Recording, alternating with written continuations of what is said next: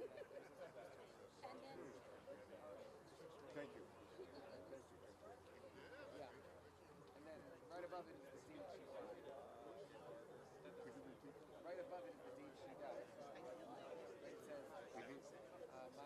my dear wife and our dear mother, and then her name, Henya Barawi Awari, died the 9th of Shvat. That's the date. Folks, if I can have everyone's attention for a moment.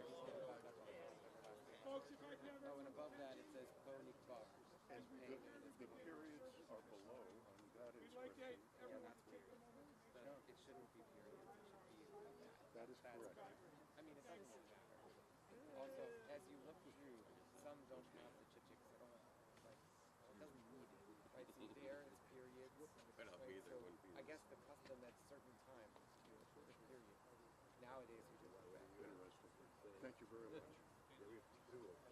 Yosef b'sefer Elyon b'tzad Shaddai Yitvonan Amar Adonai Ma'asi U'Sudati Elohai Yatafos Ki Hu Yatzilcha Mipach Yakush Midaber Avot Evrato Yasecha V'Tzachak Yachav Tetzeh Shmiya V'Sochei Ramito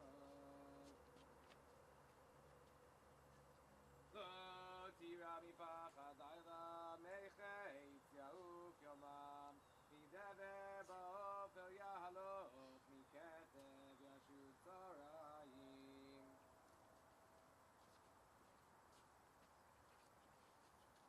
Yipol mitzidka elech Urvava miminecha elecha lo yigash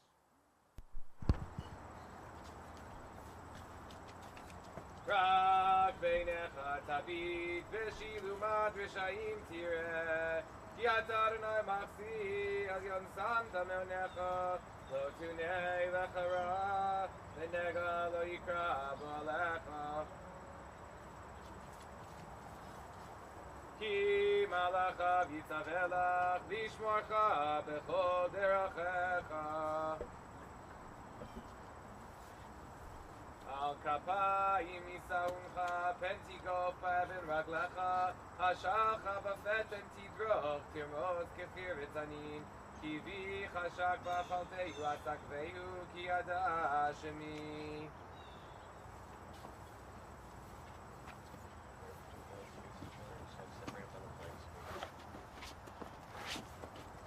Yikra'eni ve'enehu yimonochi v'tzarach chalsehu v'achavtehu Orech kami masbiyehu ve'arehu b'shuati Orech kami masbiyehu ve'arehu b'shuati Traditionally, the procession halts 7 times as we move slowly. It's one of the examples of a way in which we mark our reluctance to perform this very sacred and important obligation, a very holy and beautiful mitzvah, sacred duty to bury somebody with past. Plain It's not pine box. We rush This towards, is which is why we pause many very times traditional. during the recitation of this song. I think we can move under the tent, and we'll begin the service in just a minute.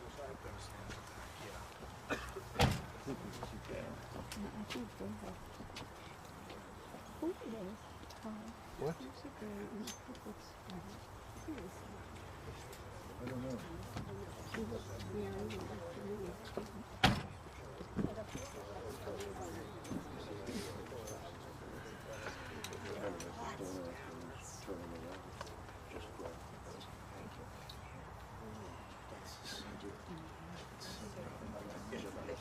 Nancy.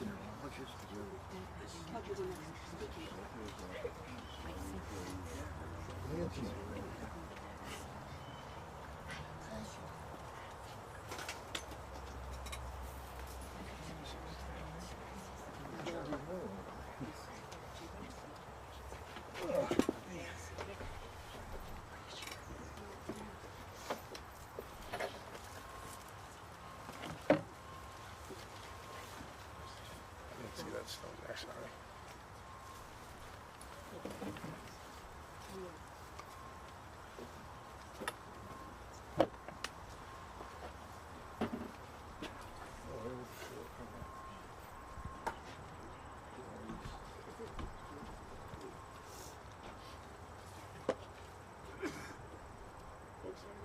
a seat.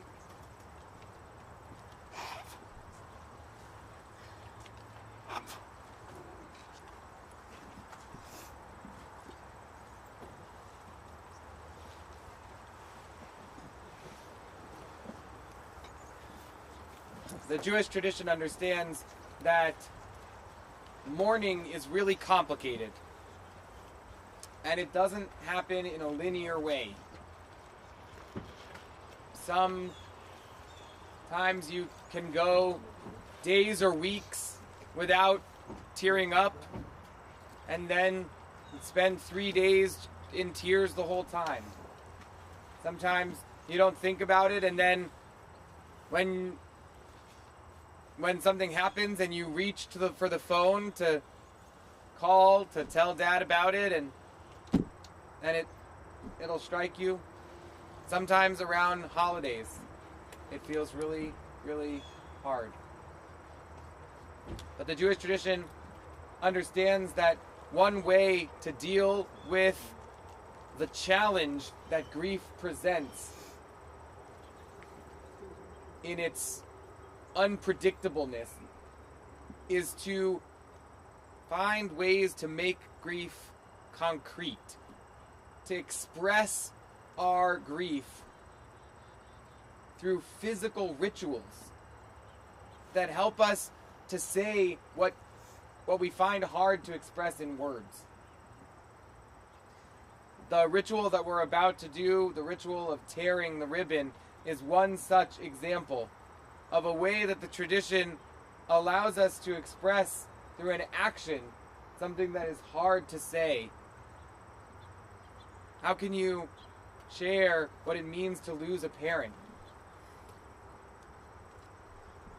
Even one that you've been blessed to have for so many decades. Even one who has been ill for some time and whose passing provides some measure of physical comfort for his body.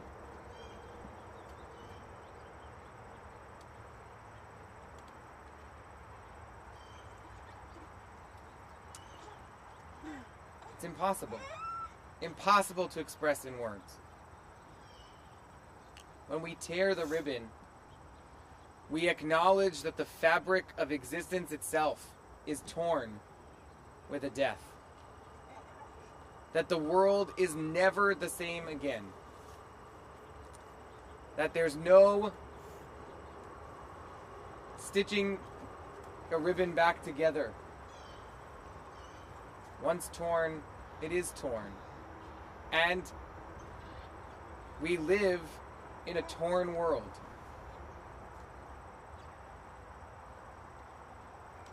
They say time heals, but we know that time doesn't re-stitch the torn fabric of our relationships. What it does is give us time to adjust to a new reality of life, a reality where the ribbon is torn.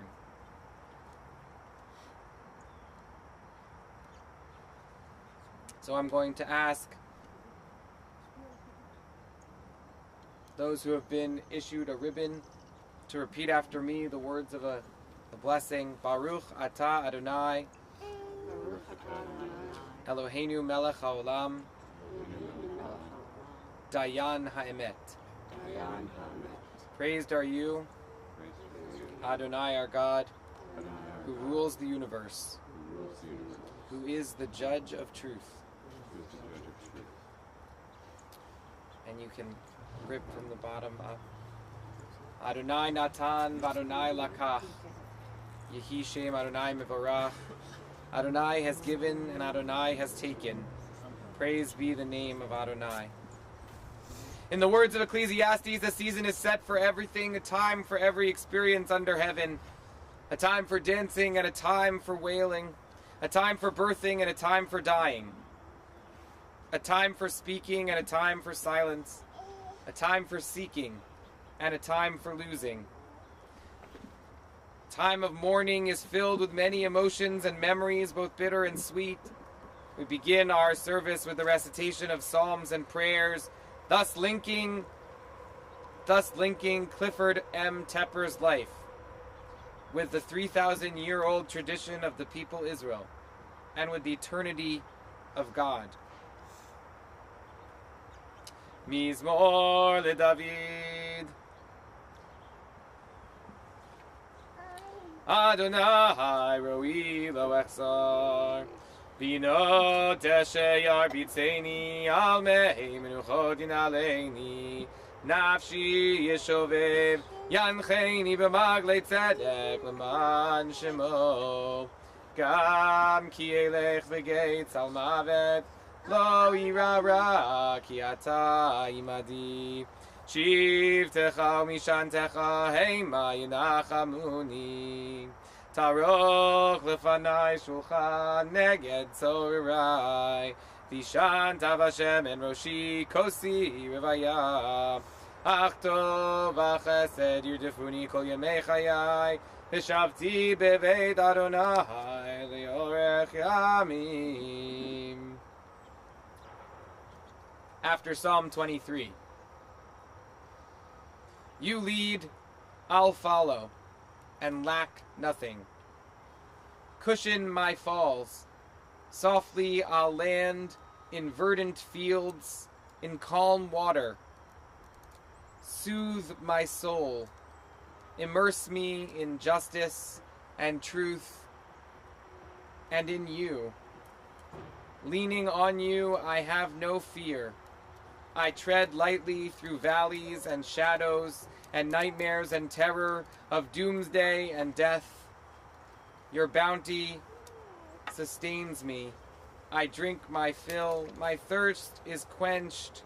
And I, empowered by your master plan, can face whatever comes my way and live my days in peace.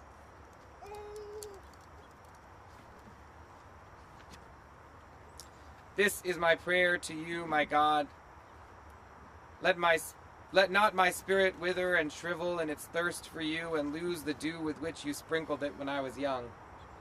May my heart be open to every broken soul, to orphaned life, to every stumbler wandering unknown and groping in the shadow. Bless my eyes, purify me to see humanity's beauty rise in the world and the glory of my people in its redeemed land spreading its fragrance over all the earth.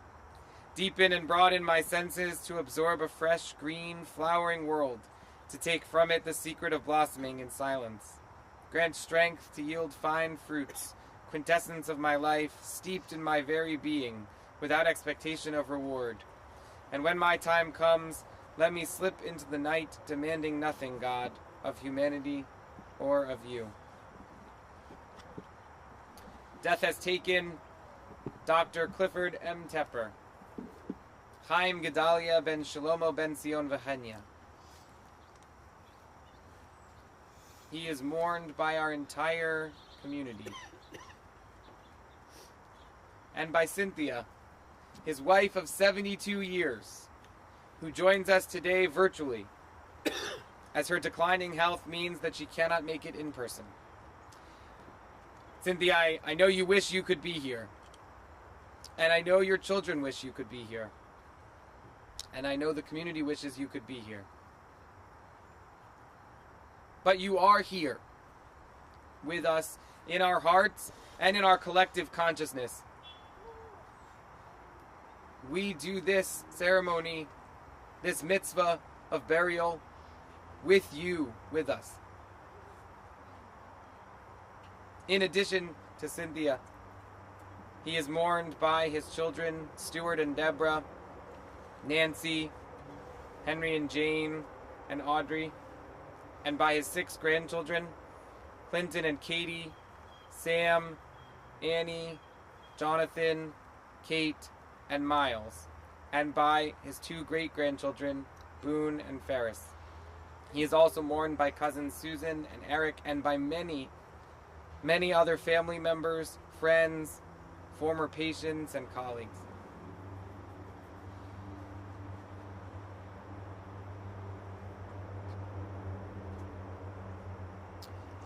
I'm going to ask Henry to come up and offer some words of memory. And then Henry will introduce the family member who's going to speak next.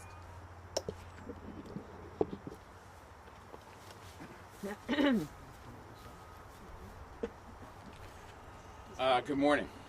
I want to thank all of you for coming to honor the life and memory of our father, Clifford Tepper.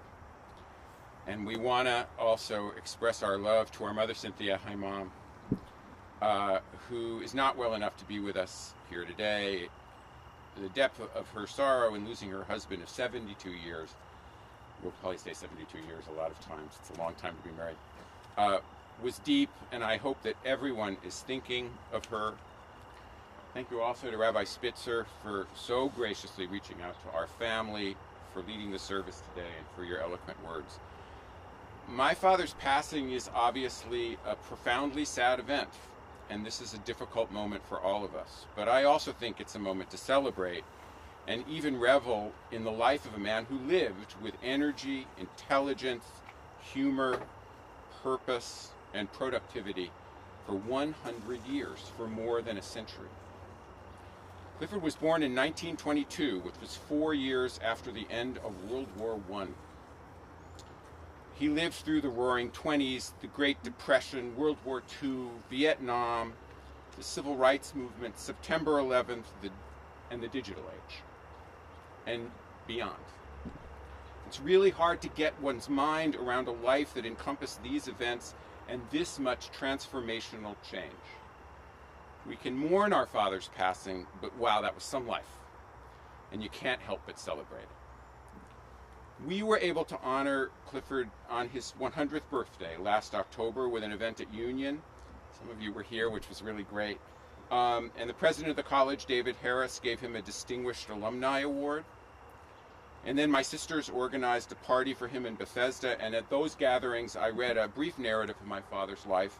Some of you were there, so you heard what I said at the time, but I hope you won't mind my repeating parts of it here. So our father lived, as Union said, a rich, varied, and enormously productive life. He had deep roots right here in the Schenectady community. He was always proud of these associations. He was the son of Eastern European Jewish immigrants Anna Lifset and Saul Tepper. He grew up poor on Oxford Place in Schenectady. His mother Annie's family helped found Agudat Achim. The synagogue was located first on Knott Terrace in Schenectady near Union. I think he told us it was somewhere else even before Knott Terrace. And in one of his numerous civic projects, Cliff played a central role in the 1970s in planning and fundraising for and designing a new synagogue, which is now located on Route 7 in Niskayuna. Dad was always immensely grateful to Union for accepting him and setting him on his way, and accepting our Uncle Jason on a scholarship. And he entered college in 1940. He worked his way through school, and he left Union before graduating to attend medical school at Columbia University. He went to medical school in his U.S. Air Force uniform, and he entered active military service after graduating. He was stationed first in Tampa and then in Fairbanks, Alaska, where he was the chief medical officer at Eielson Air Force Base. He ran Army mobile hospitals, and so MASH was always one of his favorite movies. It was during his years in Alaska that Dad developed a deep, lifelong love of nature, and in particular bird watching. After his discharge from the Air Force, he completed his medical training in pediatrics. He met our mother, the former Cynthia Ruth Silver. They got married in 1951. They marked their 72nd wedding anniversary this year. My father then took his Queens-born mother to Schenectady, where he opened his pediatrics practice with all the other doctors and dentists on Upper Union Street. It's great to see that people from the office came. Incredibly nice of you to do that. My Uncle Jason Tepper joined the practice a few years later, and then a few years after that, Jim Kennedy came on board, and the office of Tepper, and Kennedy became really a Schenectady institution from the 1950s to the 1990s.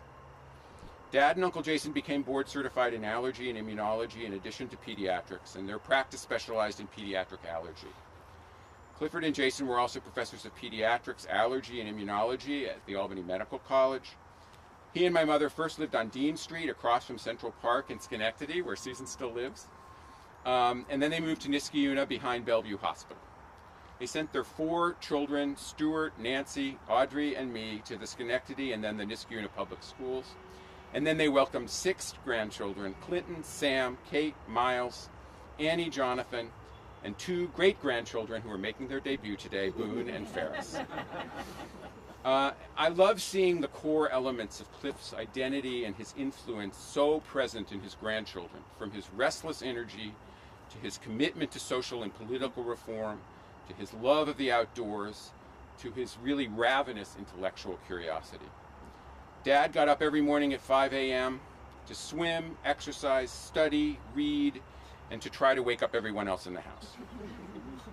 His passions included, but they were not limited to, horticulture, especially growing tropical orchids and bromeliads, amateur botany, especially identifying wildflowers, the history of art with a particularly deep interest in Rembrandt and Dutch painting and the Italian Renaissance, identifying and eating wild mushrooms, and I will spare you the unhappy ending of that hobby.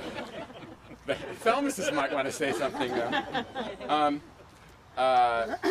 world travel, cross-country skiing, which he did wearing a motorcycle helmet, which was very fetching, riding his bike to and from work for decades, long before it was the popular thing to do, and of course, bird watching. Getting close to 600 species on his North American life list was an accomplishment that he was particularly proud of. I remember he was trying to get to 500, and we said to him, with great sympathy as children, "No, Dad, you'll die before you get to 500. He got to almost to 600. He believed in his core in civic engagement. He served on a seemingly endless number of boards, including the Schenectady County Charter Commission, the Schenectady Public Library, the Schenectady Museum, the Synagogue, the Hudson Mohawk Bird Club, the New England Allergy Association, and he was involved in many other Union and Albany Medical School committees and public health advocacy initiatives. He was a former heavy smoker. People might find that hard to believe, but he became a fierce and effective anti-smoking advocate, and he played a role in the decision by New York State to prohibit smoking in most public venues. He was often uncannily prescient about health and political issues. For example, campaigning for the disclosure of chemical food additives and for a sharp separation of church and state. He remained professionally active well into his 80s. Late in his career, he and a group of older doctors, including several Union alumni, created the Schenectady Free Medical Clinic, and he became a frequent and very popular guest on a public radio call-in show where he answered questions about medical allergies. He played a central role in the creation of public nature preserves along the Mohawk River and on St. David's Lane in Niskayuna, and he and his friend Lester Citron, the late Lester Citron, donated what is now the Schoharie Creek Preserve in Burtonville to the Mohawk Hudson Land Conservancy. You should all go take a walk on those places and think of him. It's really genuinely overwhelming to try to capture the full range of my father's life and of the enormously positive impact that he had on his patients, his wife, his children, his grand and great-grandchildren, his nieces and nephews and cousins and friends and colleagues. His friendships with people like Arnie and Phyllis Ritterban, Neil and Vita Felmus, John and Joan Weil, Bill and Phyllis Sands, Lester and Miriam Citron, Mike Novak, Howard and Barbara Levine, Wolf Kahn and Emily Mason, and many others lasted a lifetime. And he mentored more people in medicine, in birding, in wildflower identification, in other life lessons than I could ever keep track of. I want to end my remarks with a few personal memories that I hope capture some of the spirit of my father's extraordinary life and his truly unique personality and his influence. First, I think that most of us know that my father loved family gatherings and rituals, and also saying that he had a hot temper would be a bit of an understatement. Year in and year out, the Schenectady side of the family would gather for Rosh Hashanah and Thanksgiving and Passover, and these meals were really one of the highlights of Cliff's life. They were unruly and somewhat disorganized affairs, full of laughter, old and disrespectful jokes, enthusiastic of out-of-tune singing, and spilled Manischewitz wine. And Dad never failed to try to bring some order and seriousness to these affairs, pushing this incorrigible group to do readings about the environment or nuclear disarmament or the need for world peace. He also tried, with a groaning lack of success, to try to force Audrey to accompany the Seder songs using her newly minted Suzuki Method violin technique. Over the years, the kids began to have an informal betting pool about when Cliff would blow his top about our misbehavior. Would it be during Kadesh Chatz or the Four Questions, or would he make it all the way to Dayenu before he erupted? And he generally didn't last much past the 10 plagues. Second, a long time ago, before I do what I do now, I was trained as an art historian, and I left graduate school before taking my PhD exams. And the major subject on my written exam was 19th century American painting and sculpture. I studied for that test 10 hours a day, 7 days a week for 3 months. And right before the exam, there was a big exhibition of 19th century American painting that opened at the Museum of Fine Arts in Boston. Of course, I had to go. And of course, my father immediately understood how important it would be for me to do so. We drove to Boston to see the show, and we agreed on the way that I would stop in front of every single painting, and I would tell him every single thing I knew about every one. Cliff listened with full attention for at least 3 straight hours, peppering me with his questions and displaying a remarkable amount of his own knowledge of a field that was far, far removed from pediatric allergy. This was Cliff in a nutshell.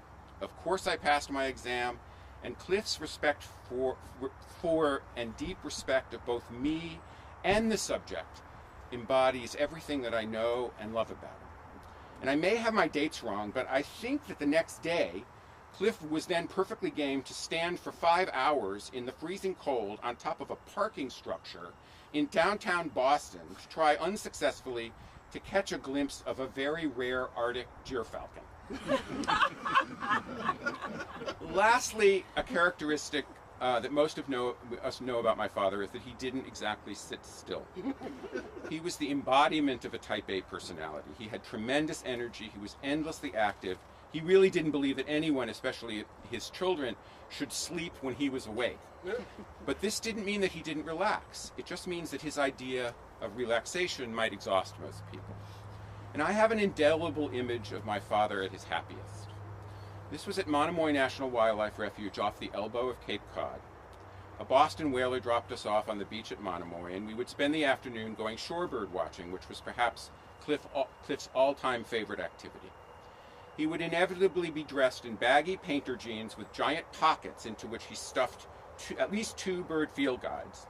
And the books pulled his pants down so that his underwear stuck out of the top, so he was the little-known inventor of hip-hop fashion. He had his binoculars around his neck and a spotting scope slung over his shoulder. He wore a faded plaid cotton shirt, and it was always buttoned wrong, so the tufts of his chest hair would stick out willy-nilly, and he had a bucket hat on his head. And he led us across the salt flats that were covered with warm, clear, ankle-deep salt water. He would always be barefoot, unhurt by our walks through cutting seagrass, and often sinking up to his knees in the warm, tidal mud, which he called sloppy magoo. He would plant his tripod in the sand and peer intently through the scope, saying that it was time for us to, quote, get serious about distinguishing between indistinguishable sandpipers. He would patiently scan the Tideline panorama for his all-time favorites, Wimbrels and Hudsonian Godwits. Or he would have us flush out a giant flock of black-bellied plovers to try to pick out one elusive golden plover in the group, which he explained we could identify because it lacked a white rump. That's your Cliff fact for the day. And the memory that I'll hold close for the rest of my life is that of my father walking across a dazzling, sun-drenched horizontal landscape with even layers of beach and sand and sky, practically dissolving in the pure, luminous light of Monomoy. He was truly happy. Rest in peace, Dad. I think Audrey's going to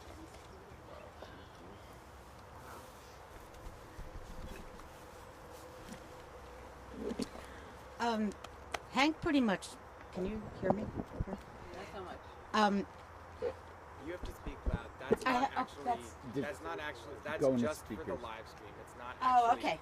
I will speak loud. I'm good at that. And Hank really did a great job of summing up my father, who, again, it was just impossible to come up with individual instances of my father's just unending energy and just interest in the world, interest in family, interested in his patients, interested in civic activity. The list just goes on and on and on. And his twilight years, he became, as we talk about the Tepper temper, which cannot, again, it was just something we lived with. He mellowed out, and in some ways that was quite a relief to see Cliff as a mellow person.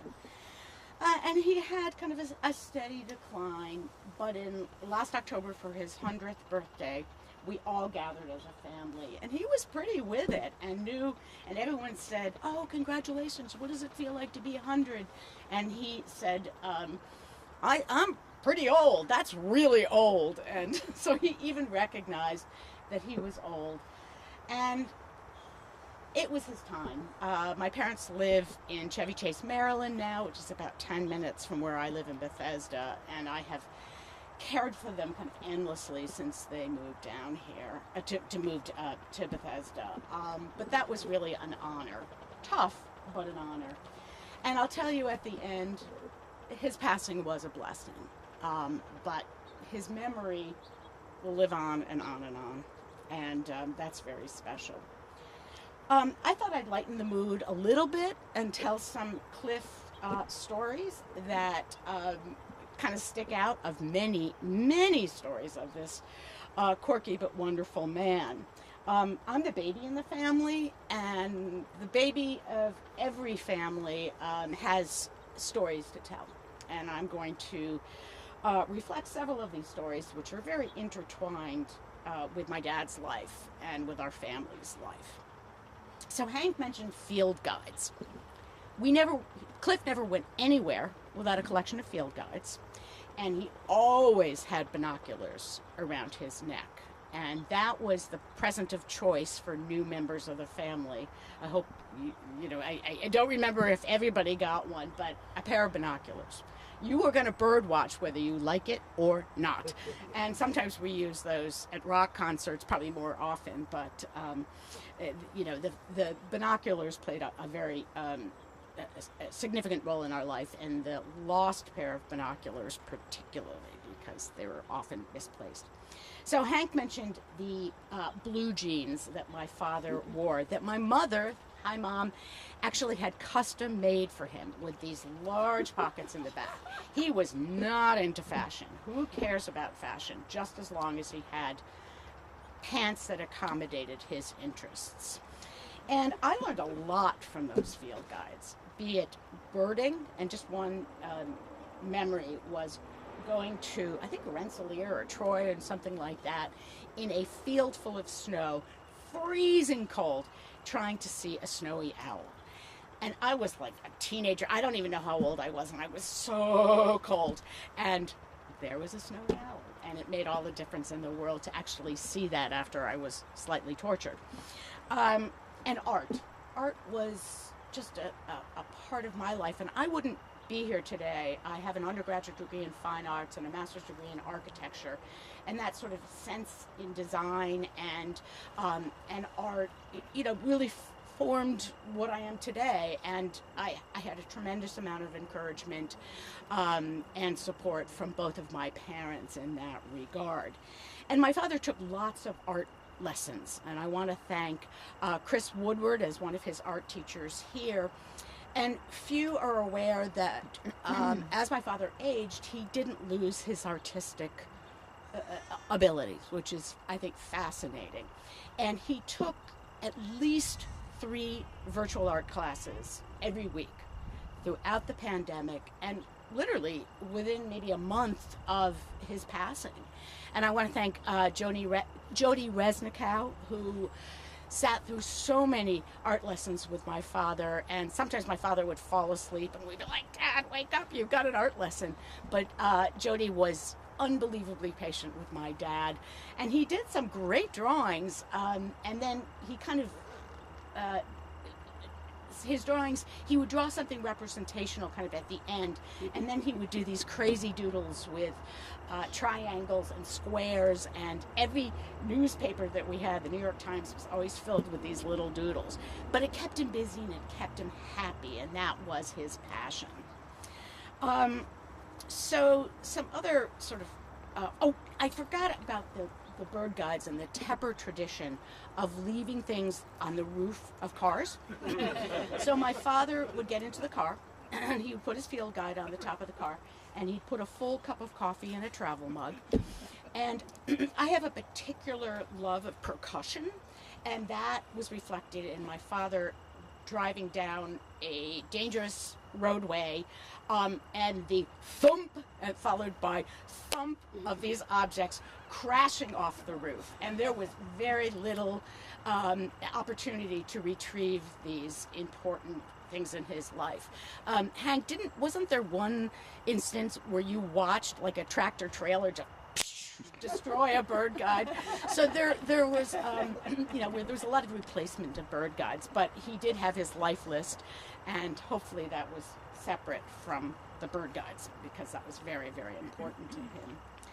And my father was an incredible doctor, along with my uncle, and he really did serve the community at large. And I even meet people who said, "Your father was my doctor," and I, like in Washington, I live in Maryland and work in Washington, and I will meet people from Schenectady on occasion, and they still remember my father as their doctor, even remotely.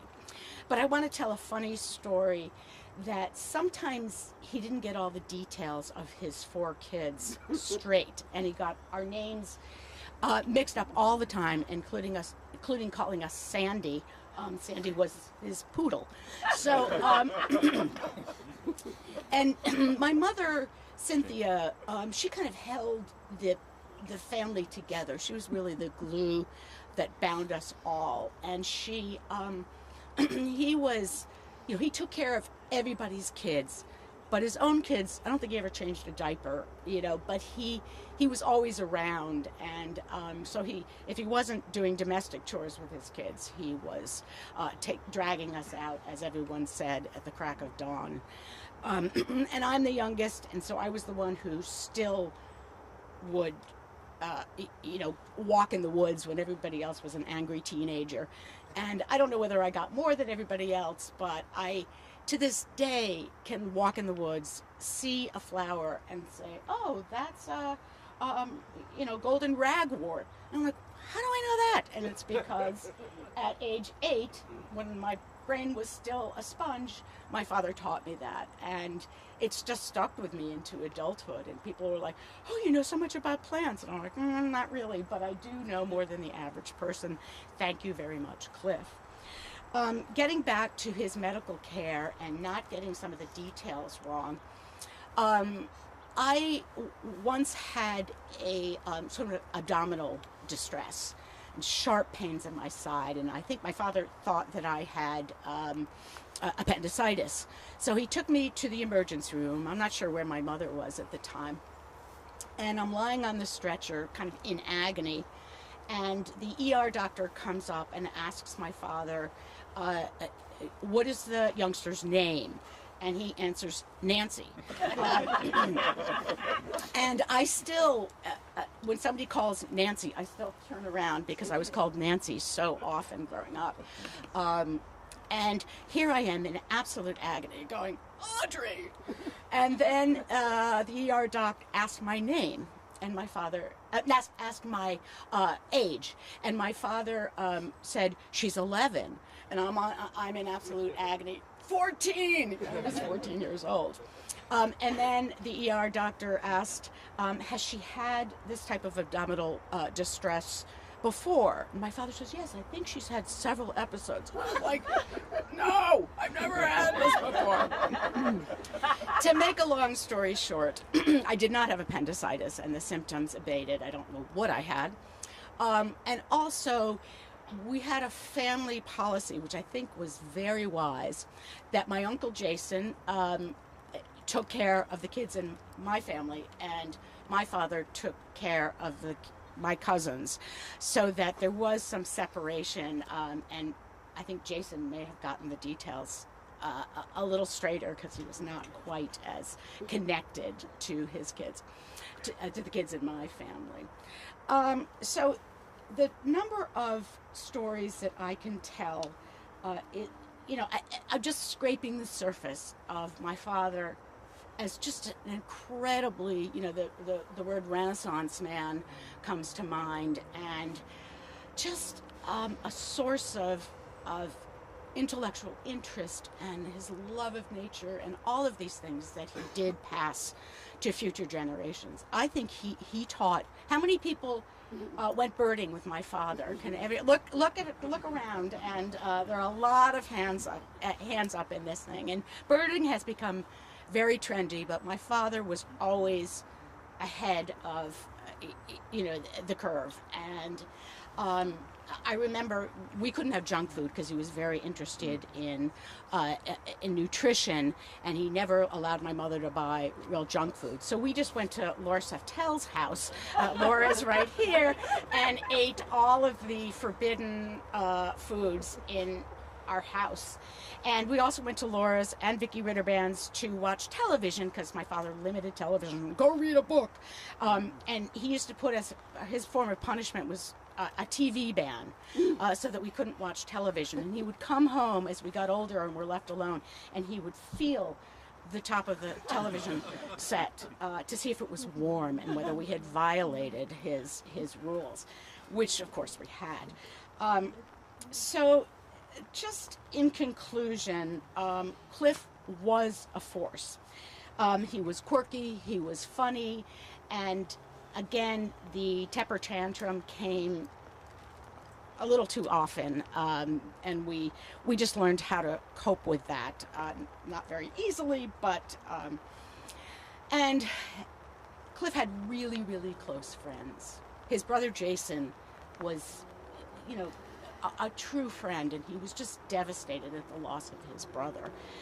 And I don't believe necessarily in the afterlife, but may he be reunited with Arnie Ritterband, really, really close friends, with Lester Citron, with Neil Felmis, with Lee Seftel, and I probably have forgotten somebody here, but he had a lifetime of having close friends from just all over the country, that he turned to as, his friends and soulmates. And again, hard to capture everything that was my father, but I did my part here, and the list goes on. So again, I thank everybody for coming. There are so many people that traveled a distance to really honor our father, and that is so important and really reassuring. And that's it, I think.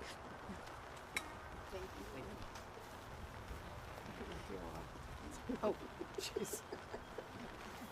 Well, I was going to cry, but evidently I understand. Dad was a Renaissance man in the true sense of the word. In school, he learned medicine, but as an autodidact, he was one of the first clinical allergists when there was no such discipline. And he learned history, art, nature lore, sailing, politics, all by himself, then shared his knowledge generously and continuously across the generations and taught everyone. For example, he taught me Renaissance art on a trip to Florence. He taught me wildlife lore on trips to the Galapagos and Patagonia. He taught my boys about ocean life, boating, and birds on a trip with them to Southeast Alaska and every year on Cape Cod. When I went to my high school reunion last year, I can't count the number of people who came up to me to tell me that he had saved their lives, either directly for medical reasons or keeping them out of the draft for Vietnam. And I think I speak for all of us in saying we'll miss his expertise in a myriad of areas and in a multitude of ways. Rarely does one man touch so many in so many areas, and I thank him. And I'm going to introduce my son Clinton, who's going to give his eulogy.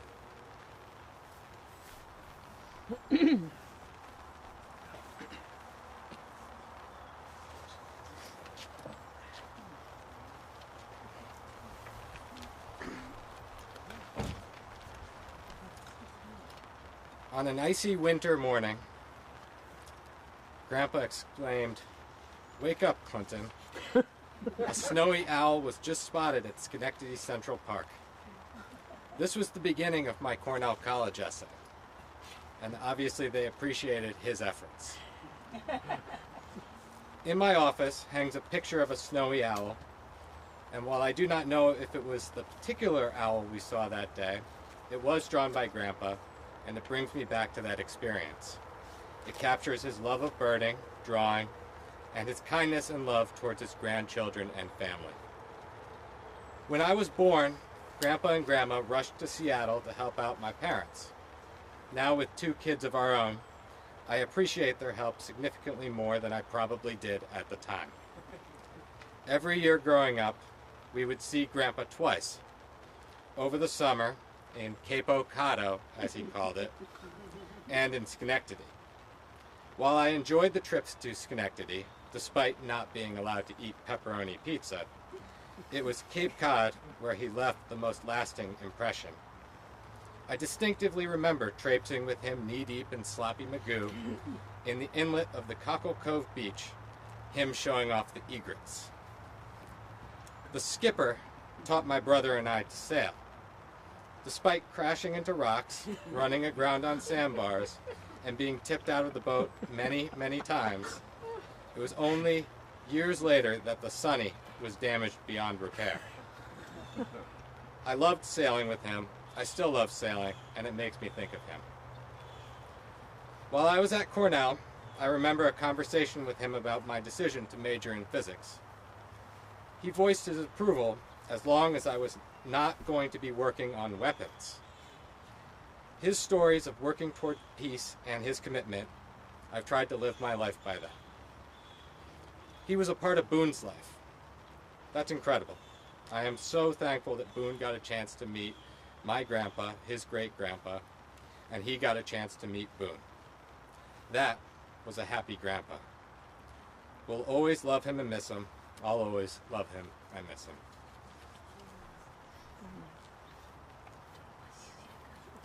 Miles. Anna? Is she there? Yes, you.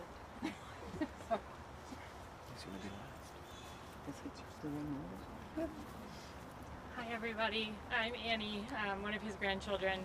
I don't know how we've gotten this far without anybody mentioning pie or ice cream. I stopped to think about what, if anything, I got most from my grandfather, and I do know more birds than the average person, but I definitely got his sweet tooth, and my memories of Cape Cod were pie for breakfast, pie after lunch, an ice cream cone in the afternoon, pie after dinner, and maybe another ice cream cone.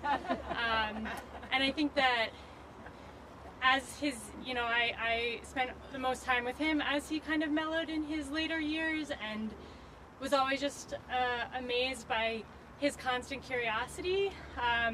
He would kind of be in his own world. He could never hear, mostly because he never put in his hearing aids, or they didn't have batteries, or he couldn't find them, but he would still be kind of, you could tell he was thinking about the world, and kind of paying attention to things around him.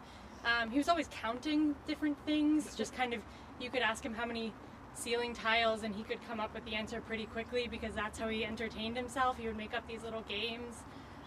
But we were driving, and I would love his kind of sudden questions, these like burning questions that he had, that I don't know that he expected anybody to know the answer, but just we're driving, I remember maybe to the Albany airport, and just out of nowhere he's like, "What is the etymology of a tin Lizzie?"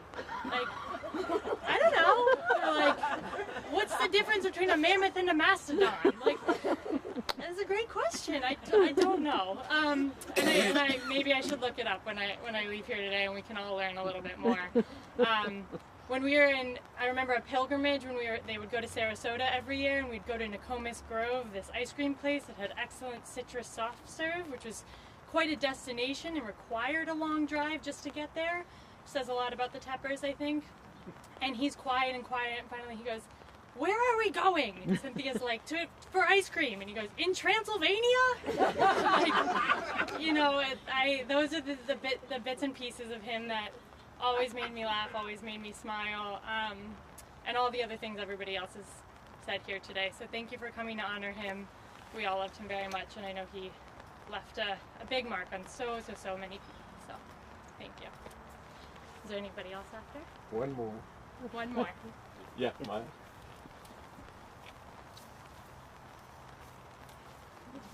Hey everybody, I'm Miles. I'm also one of his grandchildren. Touching on a lot of what everyone else has said already. You know, I knew him more as the more mellow, older Cliff, less as like this intense presence like everyone else did, but sort of one of my oldest memories of him. So I think my dad mentioned he used to call on to the radio show in Schenectady to talk about allergies. And there was one show where he said, they were talking about poison ivy, and he said, oh, my 5-year-old grandson Miles, he can identify poison ivy, so everyone should. And that really scared me because I didn't know how to and I figured, you know, this is the Schenectady allergy radio show, so a lot of people are probably listening to this, and if someone asks me to identify it. And so, you know, a couple weeks later, I was eating lunch at their house, and I said, Grandpa, I'm so sorry, but I have to tell you something. I don't know what poison ivy looks like. So he said, all right, get up. We're going for a walk. He wouldn't let me finish my lunch. Tucked his pants all the way into his boots. Field guide in hand, we walked out into the woods. We did like a whole trail where he made me identify poison ivy, identify other plants. He made me identify what a cardinal sounded like and a chickadee, because he couldn't pass up the opportunity to teach me something else new. And probably 15 years later, I was staying at their house the last summer they lived in Schenectady. And he was certainly mellow at that point. He, you know, wasn't, you know, again, this force of nature that I think most of us remember him as.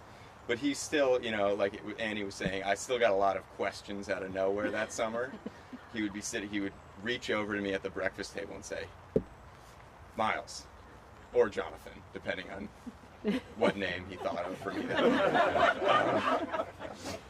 Who invented the piano? And it was the same thing where I was like, did you think I knew? Or were you just wondering? And I loved that about him. He was always, like, he had this stuff in his mind. And I took him for a little walk at some point that summer, and he was probably 95 or 96. And he wasn't, you know, he wasn't incredibly mobile. So we were walking real slow down their street, and, you know, he stops all of a sudden, and I got worried. I thought, you know, uh-oh, is there some help? You know, Grandpa, do you need anything? Do you need help? Do we need to go back? And he just points. Can you tell me what that is? He's pointing at poison ivy. And I just love that he, you know, I think of him as someone, you know, I think everyone who's talked has sort of mentioned education at some point. And I think of him as really someone who showed his love by teaching you something and being so happy that you remembered it and that you retained that knowledge. You know, we all have this useless knowledge from him, some useless, some useful, that we've retained, and it's all just so much that we took in from him. So that's how I'm really always going to remember him, and so happy to see everyone, and, you know, love you, Grandma. All right, thanks, everyone. Did you move to the West Coast because there's no poison ivy? At least I could identify it if I saw it.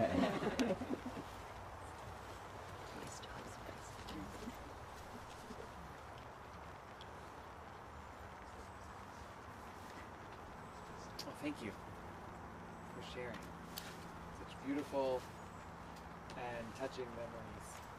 I just want to say we are about to begin a new year, a new Jewish year. Friday night is Rosh Hashanah.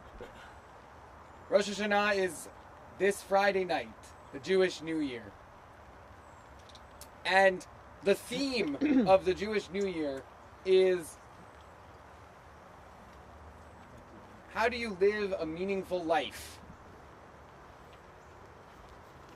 What do you want to take with you between this year and the next? What do you want to leave behind? What is left unsaid that you want to say? And always, as we're approaching the end of the year, we read the passages from the Torah that describe our great teacher Moshe's last days. And Moses lived to be 120, which Cliff got pretty close.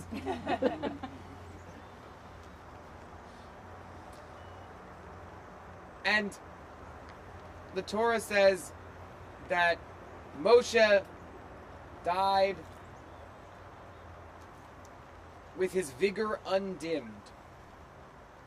And in the stories that we have heard this sense of a man whose zest for life, whose vigor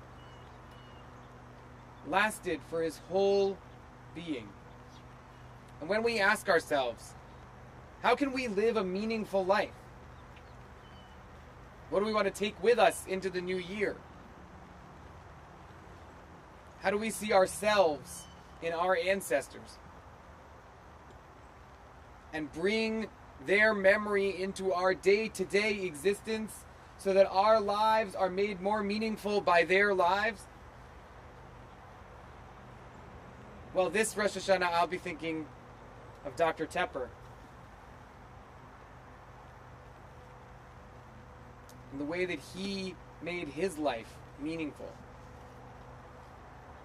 And what he shared with his children and grandchildren who were able to share it with us today.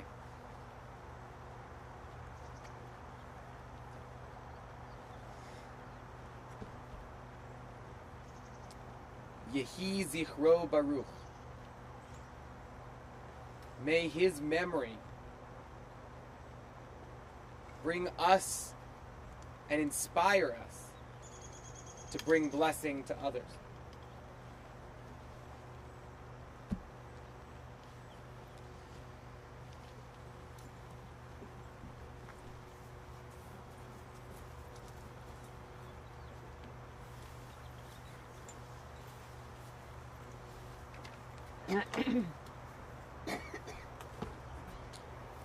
A song for ascents.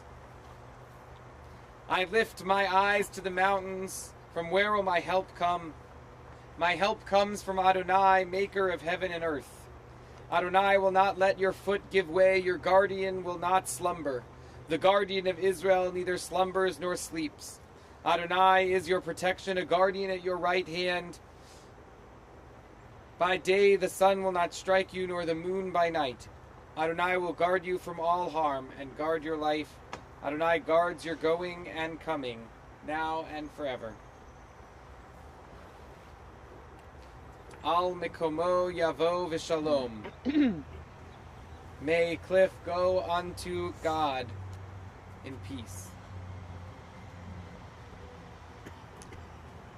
At this time, it's our custom to perform what the rabbis called Chesed Shel Emet, true love, an act of true kindness, because it is an act of love, of Chesed, which can never be repaid, an act of sacred service, an obligation that we perform for someone else, which they will never have an opportunity to perform for us. And that is the mitzvah, the sacred duty of burial. It is a mitzvah. And usually we talk about rushing to perform mitzvot. But with respect to this mitzvah, with respect to this sacred obligation, we mark our reluctance to perform it in two concrete ways. The first is that when we take up the shovel to participate in the burial, we don't use the cup side of the shovel, but we use the back side instead, as if to say, a shovel should be used for planting, not for burying. And so I'm going to use the shovel in a way that is the opposite from the way it was intended to be used. It shouldn't be used for this purpose. After you do one or two shovelfuls on the backside, then you can turn it over so that there more soil, more earth can go into the grave. And the second concrete way that we mark our reluctance to perform this mitzvah is that we do not hand the shovel to the next person. We don't make it easy for them. Instead, each person places the shovel back in the dirt, and the next person has to take it up for themselves. So we begin with the immediate family, the children and the grandchildren, and then everybody who's present is invited to also participate in this sacred obligation. There are 2 shovels and 2 sides, and you can come from both sides. After a little while of shoveling, we'll return for the closing of the service.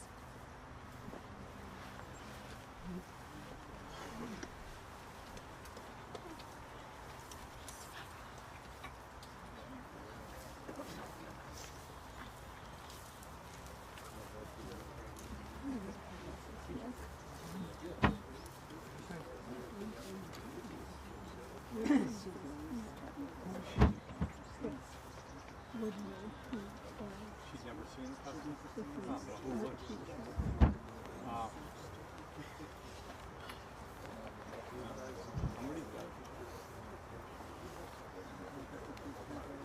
But other you're leaving and other people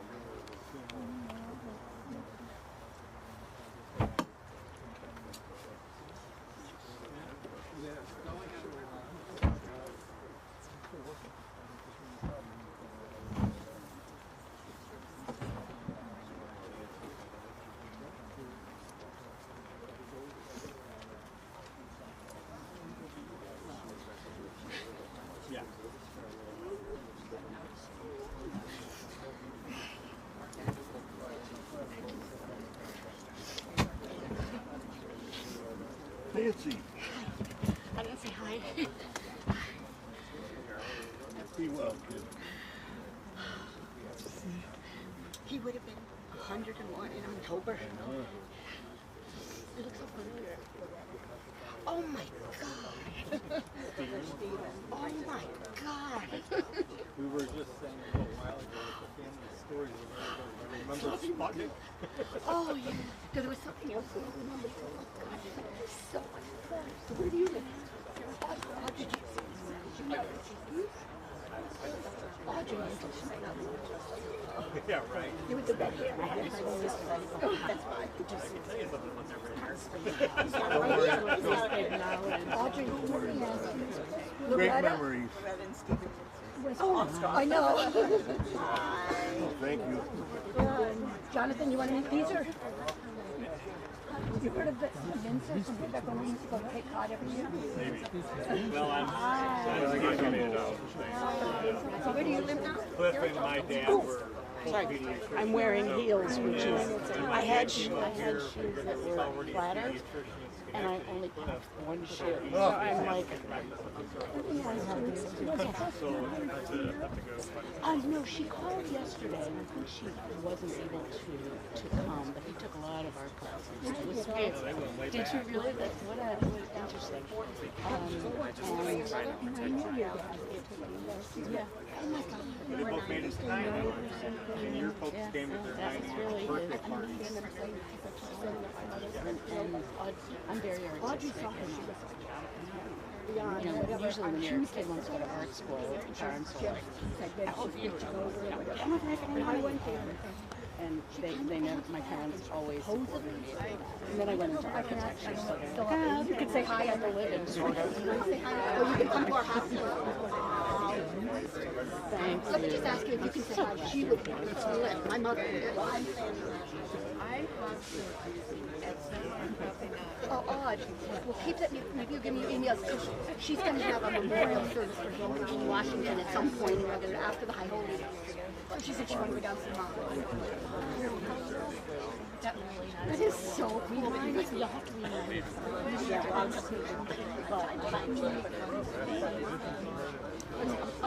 online, I'm on Facebook. Nancy G. Tepper, and on my email's easy. And Tepper, Hamira, and Tepper Gmail. So that's easy. And I get, because it's N, I get so much stuff. All the different I mean, I just stuff for men, like because malfunctions, because it's just an end, so they don't know if they're a male or a female. So I would say 3/4 of the junk food is all about dysfunction. It's really funny. And I block them, but then there's 10 more tomorrow. Can they say hi to me? You want me to ask? Let me ask you.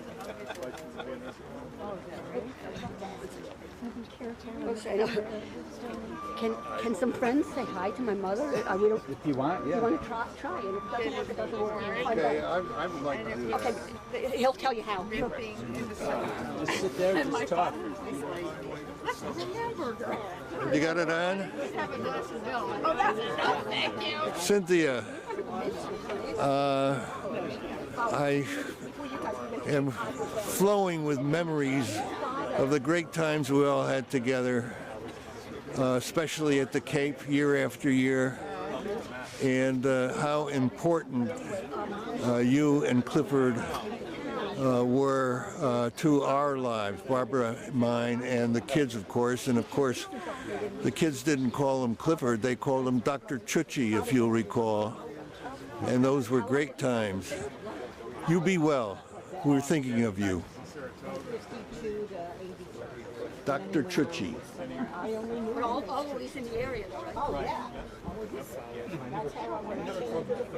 What? No, well, I did. I got the call years later, but I mean, it was interchangeable, always. Yes, definitely. If not Clifford. Every year. How many years? And she babysat for me. I was probably a rat. Now, Annie is... We were babysitters. Yeah. They would go out and we would give them Audrey's still there. Audrey's good. I just heard her babysitting. I guess you were just one of the kids with us. So yeah.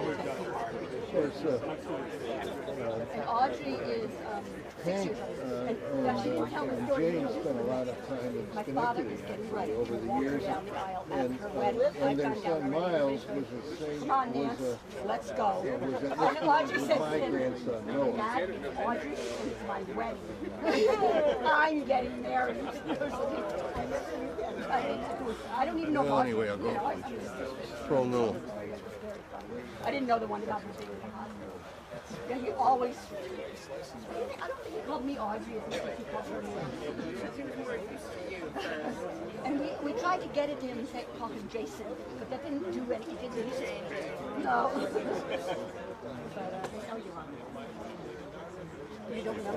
I know. How are you? How are you? We live in Saratoga. Oh, that is so nice. How did you, just in the Times? Actually,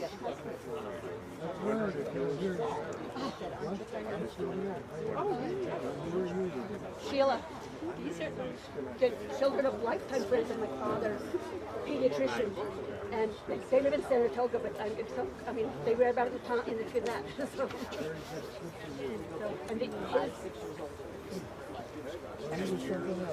at the Cape, and she babysat her and played. I know. And she had bright red hair. Maintaining like how we do. I looked at her and I was like, wow. So, and Mort's, I always say, Mort's grandmother and my grandmother were sisters. So whatever that makes us. Whatever. And his mother and my father, from what I understand, looked alike. But my grandmother gave my father the same haircut, and so they always thought there were two girls. And he didn't want to walk with his mother because they looked alike, and they would think my father. But we have pictures of my father with like a page boy haircut.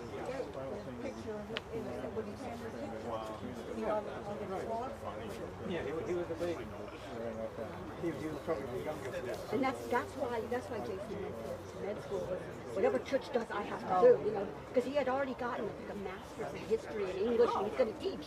He's going to teach history or something. And so, Jason. Oh, yeah. Yeah. Right, but he had already got a degree in, I think, communion. You want to take? Yeah, you can. Yeah, she's watching it. Huh? And then went back to med school.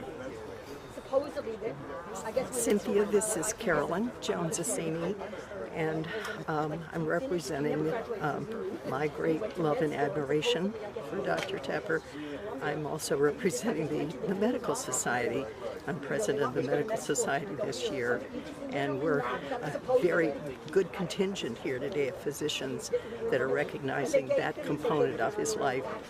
It's so wonderful to learn of all these other components to his life. And bless you, bless Clifford, and may he be at peace.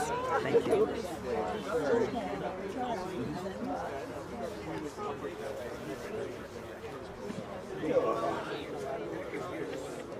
Not two. And he never got a degree from you.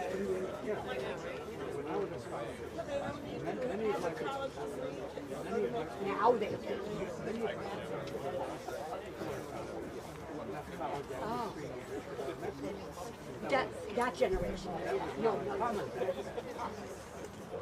I can't believe when I looked at her and I remembered her red hair. I was like, oh my God. What? Who? She was a lawyer? Yes, she was. This was my mother. Yeah, just stand I knew it. Hello, Cynthia. This is Marty Strasberg. I have regards from Andy Bressler, who wishes he could have been here today. But Andy is very well connected with Cliff and remembers him very fondly. You and Cliff were very important to him. So regards from Andy Bressler from St. Louis.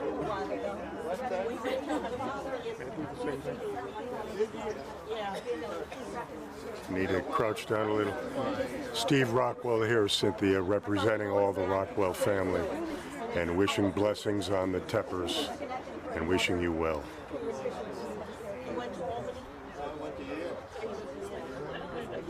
It's history. Standing there. Oh my God. Both in the same time. I wish my parents hadn't moved down there during the pandemic because I would have gone to their house. Right. Chevy Chase and Hank lives in Boston. Maternal brand in Massachusetts. Yeah. Barely. No, Jane, his wife works at, she's an inspector here in Colorado. Decided And Hank is like sort of my mother should go to kind law of thing, school. and he does stuff like that. That's why she did it. Oh, maybe. Because you are no doubt. Right, and Tepper, and Gmail doesn't matter, but and Tepper, Hotmail or Outlook or Outlook, Hotmail and Outlook are the same thing. Yeah, I use Gmail. Oh, Gmail. Now, there's probably more women than men. Oh, and I wouldn't know your last name. Audrey, what's her? Oh, Audrey's is, she's the one in Stuart. Stuart and Julie. Oh, wait, I can't read it. V'yashov hafar el haaretz k'shehaya, v'haruach tashuv el Elohim asher netana. The dust returns to the earth as it was, but the spirit returns to God who gave it. May Cliff's soul be bound up in the bond of life eternal. Send comfort, Adonai, to those who mourn, grant strength to those whose burden is sorrow. And let us say, Amen. Amen. Invite you to rise if you're able for El Malei Rachamim. El Malei Rachamim, Shochein Bamromim. Hamtzei Menucha Nechona, Tachat Kanfei Ashchina, B'malot Kedoshim Uteorim, Kezohar Harakia Mazhirim, Henishmat, Chaim Gedalia, Ben Shlomo, Ben Sion, Vehenya, Shalach Lolamo, Began Eden, Dehei Menuchato, Anna Bal Rachamim, Hastireu Beseder Knafecha Lolamim, Utror Bitra Chaim Enishmato, Adonai hu nachalato, yanuach v'shalom al mishkavo, v'nomar amen. El Malei Rachamim, exalted, compassionate God, grant infinite rest in your sheltering presence among the holy and the pure, to the soul of Clifford M. Tepper, Chaim Gedalia ben Shlomo ben Zion Vehenya, who has gone to his eternal home. Merciful One, we ask that our loved one find perfect peace in your eternal embrace. May his soul be bound up in the bond of life. May he rest in peace. And let us say, Amen. Kaddish Avelim, mourners Kaddish. Yitzgadal v'yitzkadash shemei Rabbah. Be'alma divra kirtei v'yamlich malchutei. V'chayechon uv'yomechon uv'chayei d'chol beit Yisrael. Ba'agala uv'izman kariv imru amen. Yehi shmei Rabbah mevarach le'alam olamei alamaya. Yitbarach v'yishtabach v'yitpar v'yitromam v'yitnaseh. V'yitadar v'yitaleh v'yitalal shmei d'kudesha brichu. Le'in min kol birchata v'shirata. Tushbechata v'nechamata. Damiran be'alma v'imru amen. Yehi shlama rabba min shemaya v'chayim. Aleinu ve'al kol Yisrael v'imru amen. Oseh shalom l'mamam. Hu yaseh shalom. Aleinu ve'al kol Yisrael v'imru amen. At the end of our service this afternoon, we transition from the mitzvah of livui hamet, accompanying the one who has died, to the mitzvah of nichum avelim, comforting those who mourn. It's actually traditional not to offer words of condolence until after the burial has been completed. And now that the burial has been completed, now that our sacred duty to Cliff is over, we turn to honor those who mourn with the words of comfort. And the way that we do this, another concrete ritual in the Jewish tradition, is that we make two lines on either side of the path here, and we invite the family to walk between the lines of everybody else. And as the family walks between, you have an opportunity to greet them with words of comfort. The traditional words are Hamakom yinachem etchem betoch she'ar avalei Tzion v'Yerushalayim. May the omnipresent one bring you comfort among all those who mourn Zion and Jerusalem. But if you just say, I'm sorry for your loss, that also is words of comfort. Hamakom yinachem. May God, may the omnipresent one bring you comfort.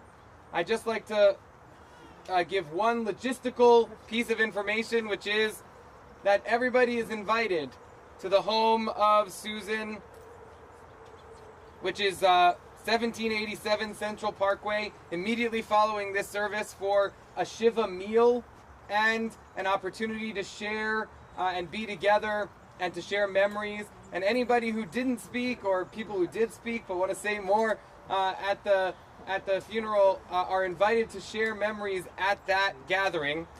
And at 2:30 p.m. there will be a Shiva Minyan, the afternoon service, which will be led by Art Friedson, and which will also have an opportunity to honor Cliff's memory. And the family invites anybody present to come and join at Susan's house at Central Parkway in Schenectady. So with that, I'd like to invite the family to walk between the shurot, between the lines, and everybody can offer them words of comfort from your heart or from the tradition. Hamakom yinachem etchem betoch she'ar avalei Tzion v'Yerushalayim. I'm trying to remember, but in Tepper at Hotmail or Gmail, it's easy. I know. So good to see you. Thank you so much. And then as soon as that's over, then we'll have something in this week. These are people who registered. I shared Did a with mini them. introduction. Yeah. Be careful.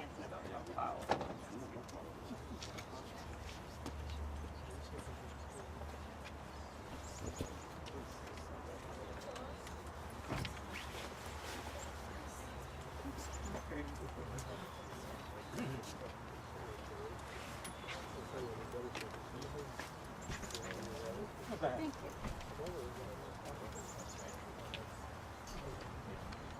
Thank you.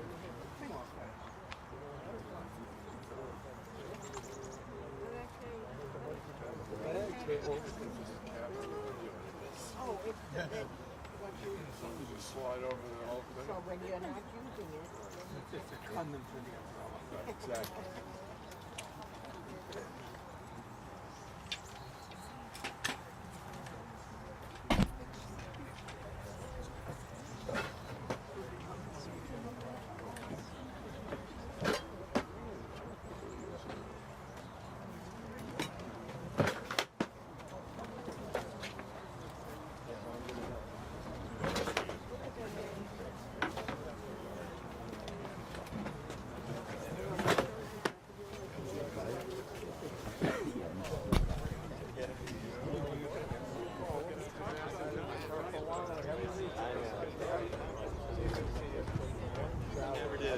We talked, Glenn, for what it's worth, I never came up to Maine to see him. We both dropped the ball. It's really sweet of you to come.